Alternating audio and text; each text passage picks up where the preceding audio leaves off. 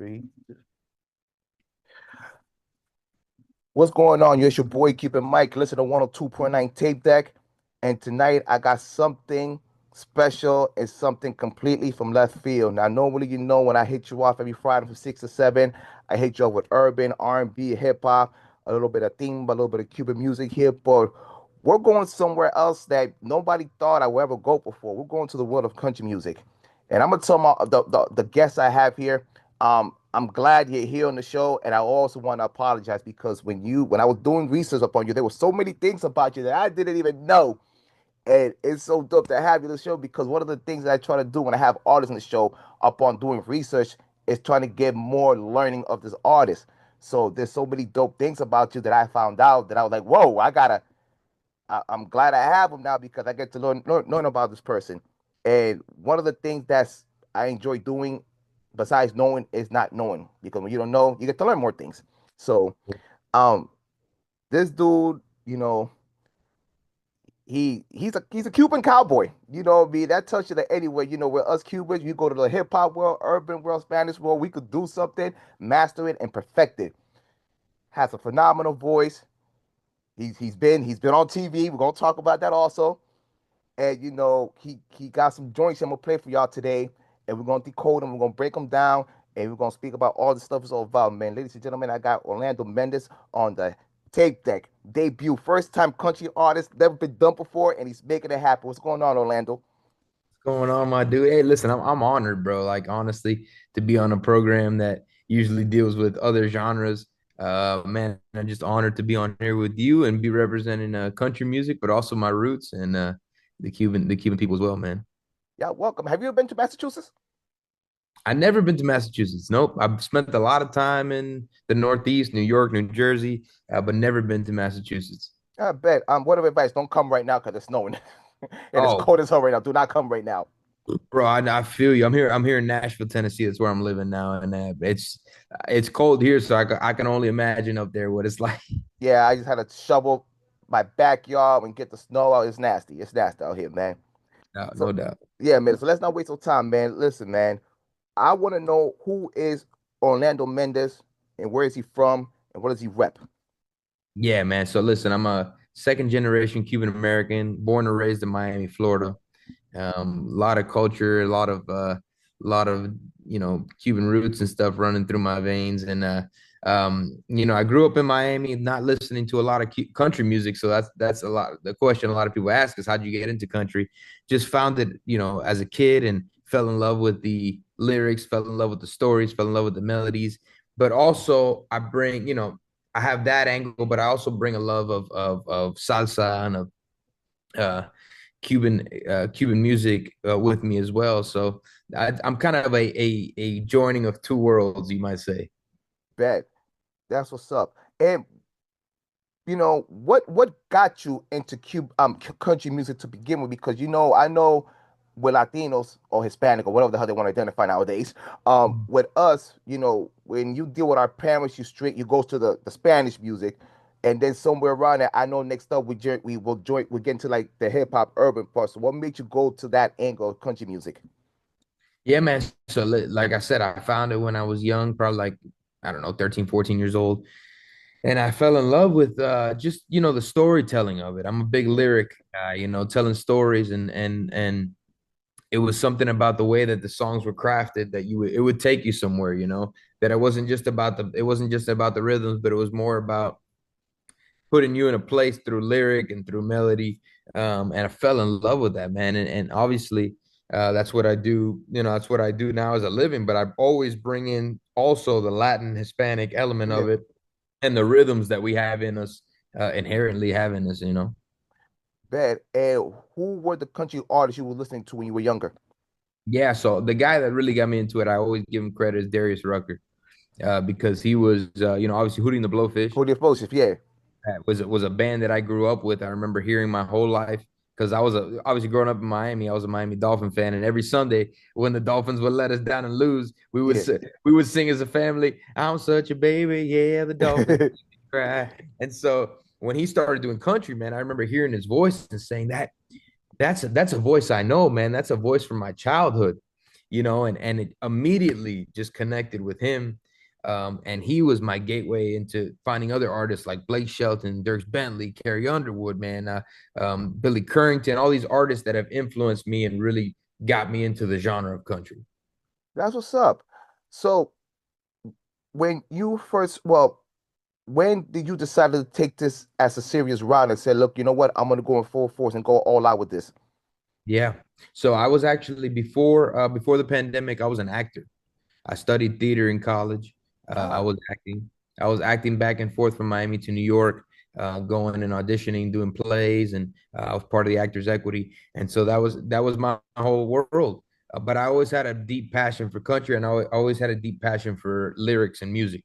And when the pandemic hit, I had all this time, really nothing to do. So I decided now's the time in my life I'm going to dive into music and start writing songs. Taught myself how to play the guitar, and I gravitated toward country music and decided to that I was in love with it. that's what's up. That's what's up. And when you go for like, the entertainment world, because I've done dibble and dabble with media, and I also act. What was your family's reaction when you decided to take this as a career and take it seriously? Man, let me tell you, I'm blessed, man. I have a very supportive family. I know not everybody gets that same level of support. So I always give them the props they deserve. I'm very blessed that they no matter what I've decided to do in my life, and I have never decided to do anything conventional. I've never Yeah, decided to do anything 9 to 5. Um, they've always been there to support me, man. When I want to be an actor, my parents said, you do your thing, do what you love. And then when I wanted to switch to country music as a Miami boy coming out of Miami, they yeah, said, we're right behind you and we're going to be at every show and we're going to support you 100%. I So love I've it. been very blessed. No doubt, no doubt. Um, I want to get to one of your joints. Yeah, Um, I wanna I kind of want to decode this because I'll be honest with you. I heard the joint, love the song, love the melody, but I don't know what the hell you're talking about because oh I'm not yeah, into that world. So, this joint, just a bottle. yeah. So, the joint, just a bottle. Just break down the term and what is it about and what was the theme behind that. Yeah, Just a Bottle, man. Just a Bottle's a deep song. It's a song about how we can't find healing in anything other than ourselves, man. I think, and actually it's a funny time now because when I recorded that song, I was in a relationship and I was all good. I wasn't dealing with what the song was talking about. But now I'm actually fresh out of a breakup, man. And it's funny because you try to cope in different ways. Mhm. And so, even I've gone to alcohol or different avenues to try to cope with pain. But really, at the end of the day, it's just a bottle, it's not going to get you through it. You got to lean on things that are more concrete, whether it's faith, whether it's belief in yourself or time. Those are the only things that can truly heal.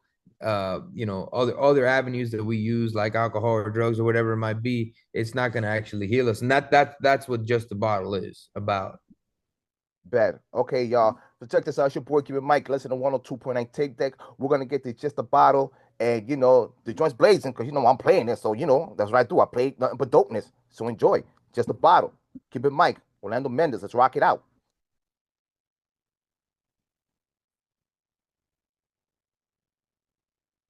All right, ladies and gentlemen, that was just a bottle by the brother Orlando Mendez. We rock it here 102.9 Tape Deck, and it's a hip hop, it's a hip hop country connection we got out here, man. So Orlando, check this out, man. First and foremost, I owe you an apology because um when I was doing research upon you, trying to get to your music, um I know you were doing dope stuff out here in these TV streets out here. You were in The Voice, and I believe it was the 22nd season that you did Yep. that. All right, I'll be honest with you. I do media, but I'm not a fan of television. I'm weird like that because I'm trying to like get into media, but then as you do media, you have to like watch, consume a lot of entertainment stuff. But I dibbled and dabbled with The Voice, but I know the season that was there, you had it was Blake, John, Legend. Who else? Was Gwen on that one also? She was on it, yeah. And then And the what? last Camila Cabello was the last judge. Yeah. So how that came about? The whole voice journey, man. Listen, I never wanted to do reality TV. I'll be straight up with you. I was not I was not a guy who wanted to do any of those shows. Yeah. But as I was building a fan base in South Florida and in Florida, I had a friend who saw that they were casting for The Voice, and he came up to me and said, "Man, you got to audition for this, you know?" And I said, "No, man, I'm not interested in reality TV. I don't want to do any of that." He's like, "Bro, I think you'd be crazy not to do it, and if you don't do it, I'm gonna sign you up for it." And so I So was he had like, you on gunpoint? "Yeah, Oh, bro." I was like, "Oh man, whatever. Okay, dude, if you're gonna be like that." So I'll just go do the first audition. And sure enough, man, I did the first audition. It was all virtual at that time. Did the first audition. It went really well. Went to the next round, and like 4 rounds later, then they flew 100 of us out to LA, and that's how the voice journey started. all right. And what was that experience like? It was wild, bro. It was a crazy ride. Yeah. Very they had us all out there in California. It was like a few months of just straight working on the show and working on the audition and really nerve-wracking. Mm. Um, all right, so I'm trying to remember the show. So did you have anybody that coached you within the episodes? You had any coach on that? Yeah, Who was your coach? Camila Cabello. Okay. Um, okay. Were they how can I say this without being whatever, I'll say it. Were they like being Hollywood, or they were actually trying to give you tips on like how to like, power through this and keep pushing on and give you any words of motivation? I will tell you the coaches were really good, bro. Like, Yeah, there were parts of the show that were a little Hollywood, but the coaches themselves were really good. yeah, I learned a lot from Camila. She was genuinely trying to help, yeah, and she kind of told me things that have lasted even after the show, man, about how to yeah. unlock different parts of my voice, about how to embrace who you are as an artist, and to use that. And through that, were you able to get like because I remember the American Idol years, when people did the show, they'll be like, they'll get big notoriety, but there's also like, record bidding wars kind of stuff like that. Were you able like to luck out and see if somebody would be able to sign for a label or anything like and then that Jester? No, no, that's yeah. So the shows don't do a whole lot of that anymore. I know maybe in the beginning there was a lot of that interest. Yeah, Now, basically, what the shows do is they give you, obviously coaching and guidance. They also yeah, give you like a boost in exposure. yeah. But after that, after you're off the show, you're basically, you're on your own to kind of make your own path and to take that and try to do your own thing. You know what I'm saying? Yeah, so okay, but so no record label, but it's great exposure. Absolutely. Yeah. Awesome, awesome, awesome, awesome. So what was the reaction once you got that on TV in Florida? They With went with the crazy, man. Like yeah, I felt a lot of love from my hometown, which was amazing. yeah. I've always tried to rep Miami in the 305. That's where I'm from, and so to go on the show and then see my hometown kind of embrace me, get to talk to some of my idols in Miami, John Cicada and a Oh, few, yeah, a few other Miami artists who kind of connected with me after that. It was special. It was special. dope. I love it. I love it. I love it. You know what? Anytime I see a Cuban on TV, I just want him to win. I'm biased like that. So that's Yeah, the reason yeah. I got you on the show. We biased. So it's like I got the Cuban rule. If you're Cuban and you got some we stick, talent, I'm rocking with you. You're coming to the tape deck. It's the we stick VIP I'm trying to together. give y'all. We stick together, man. Stick 100%. together to the death, baby. Love So, it. man, speaking of Miami, I want to get to this joint, Miami or Me. Yeah. So, you want to break that joint for me, man? Yeah, absolutely. So Miami or Me actually is one of my most vulnerable songs, man. Mhm. you know, um, I moved to Nashville after the show, after 2022, right after, Yeah, and I came here, and all I had was I moved up here with my brother, my band, and my girlfriend, and really my girlfriend was kind of the one keeping me grounded and keeping me sane a lot of the times, but she left everything she knew at home to move up here with me. yeah. And so she was obviously going through her own separation from her family, from her friends, from everything she knew in Miami. And it prompted me to write this song, Miami or Me, about this choice she had to make about a year in, about whether she was going to stick it out with me here in Nashville away from home, or whether she was going to go back to her family in Miami. And so that's what inspired Miami or Me, the song. Dope, dope, dope. So, we're going to get into this joint, man. Miami or Me, Cuban Mike, Orlando Mendez, 102.9 tape deck. Enjoy it, y'all, because I know I do. Let's go.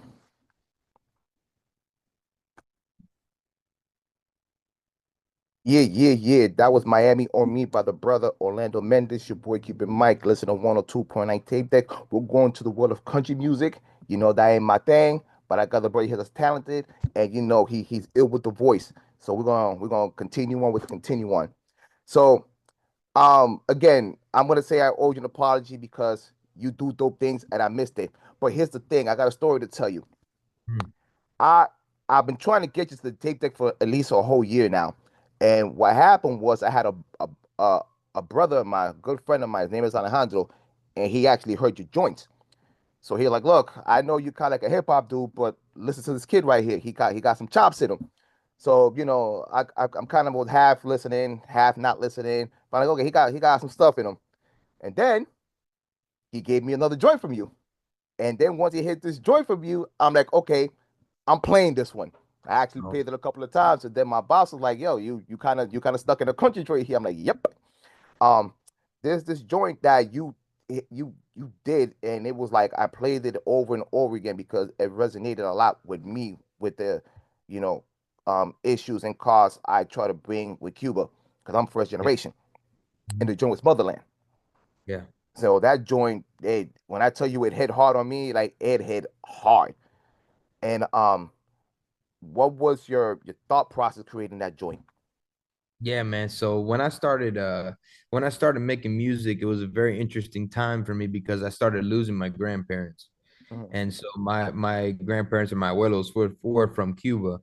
They were my dad's side. They were tobacco, farmers, tobacco workers for generations in Cuba before Castro. My mom's side, they were a little more educated, and they were, they came to the States a little earlier. But they basically what it was is they made a big sacrifice for me to be here today.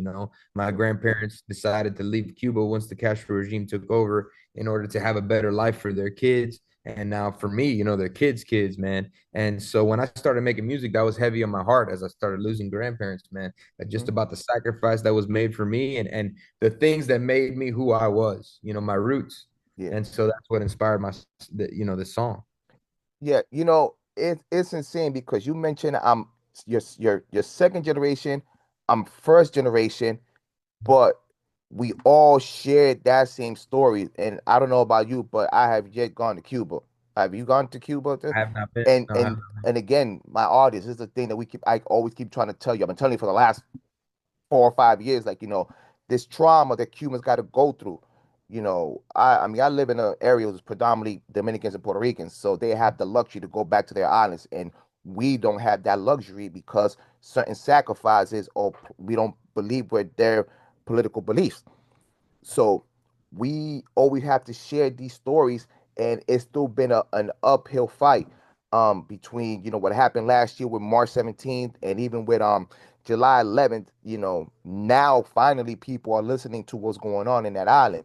So one of the things that I commend you doing this song, and like I said, I have a hip hop show, but again, it doesn't matter if you're doing a hip hop joint, if you're a Cuban hip hop artist, rock artist, country artists, Hispanic, doing Latinidad, like, you will hear a story, and it stinks because I had a Cuban rapper that came to my show a couple of months ago, and I was trying so hard not politicize, Cuba, because we was trying to kill about the music, but somewhere around it, it's like we have no choice. We have to somehow, some way, try to like politicize it because we don't have the luxury that American has. So you could separate, sports or entertainment with just music. A lot of American artists, they have the luxury to say like, you know what, I don't want to touch on politics. I just want to entertain, which is nothing wrong with that. But when you're under our circumstances, they force you to politicize those kind of things, Of and course. I mean, it's an uphill battle, man. But again, man, much props to you for this song, man. It's a really really dope joint, man. So I don't want to waste no time to get to it, man. Ladies and gentlemen, this is Motherland from Orlando Mendez, 102.9 Tape Deck. Rock it out. Let's go.